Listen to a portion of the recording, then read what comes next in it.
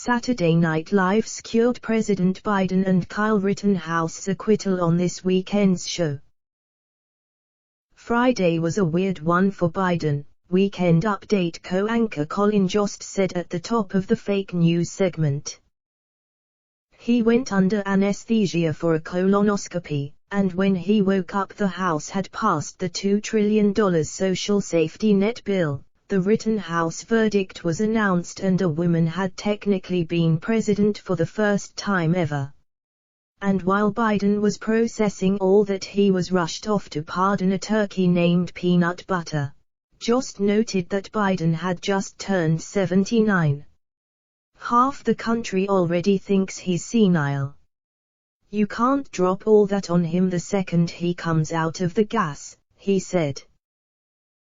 The comic said he was surprised how well it went for Biden on Friday, reminding viewers of a viral 2009 YouTube video called David After Dentist that a parent took of a child still loopy from the gas after mouth surgery.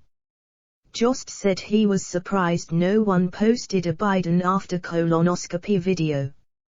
While talking about former President Trump advisor Steve Bannon surrendering to the FBI on contempt of Congress charges, Jost mentioned that Bannon had said, "We are taking down the Biden regime." "I hate to break it to you, Steve," Jost responded, "but I think Biden's got that covered all on his own," as a graphic showed the president's falling poll numbers. Rittenhouse trial.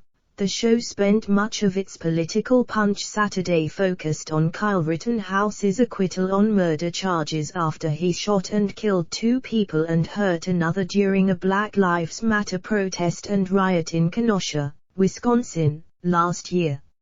Hopefully he got all of that shooting out of his system before he becomes a cop, co-anchor Michael Che joked. Che also suggested to protesters who took to the streets Friday to decry the verdict, maybe don't tempt him since he just got off on shooting protesters. Jost took aim at U.S. Representative Matt Gaetz, saying the congressman thought Rittenhouse would make a great congressional intern. "'Cause Gaetz has always loved teenagers who are willing to do terrible things," he joked, referencing accusations about Gaetz' alleged involvement with a 17-year-old girl. Earlier in the show, Rittenhouse trial judge Bruce Schroeder, played by Mikey Day, leaned into liberal perceptions that he was conservatively biased. Day's Schroeder claimed it was standard procedure that he wouldn't allow the men Rittenhouse shot to be called victims and that instead of being shot they were gadoinked. He also referred to Rittenhouse as his client. Jost took aim at U.S. Representative Matt Gaetz, saying the congressman thought Rittenhouse would make a great congressional intern.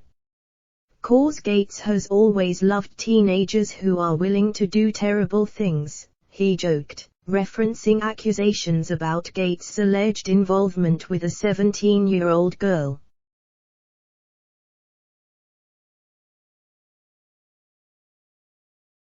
Liz Cheney still a Republican. A sketch later in the show called Republican or Not, which depicted a fake game show where contestants had to guess if someone was conservative or liberal based on their statements, mocked U.S. Representative Liz Cheney after the Wyoming GOP voted to no longer recognize her as a Republican.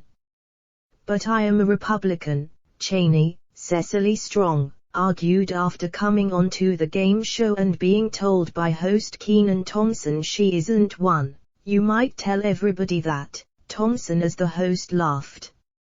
"But it's not what Republicans say. Like it or not, you are the Rachel Dolezal of the Republican Party." Dolezal was a white professor who served as an NAACP chapter president and lied about being black. "That was so cute," Thompson said after Strong's Cheney argued she had been fighting for Republican values all my life. He said he looked forward to seeing her on MSNBC in about a week. Shankar and the Legend of the Ten Rings star Simu Liu guest hosted the episode and rapper Sautee was the musical guest.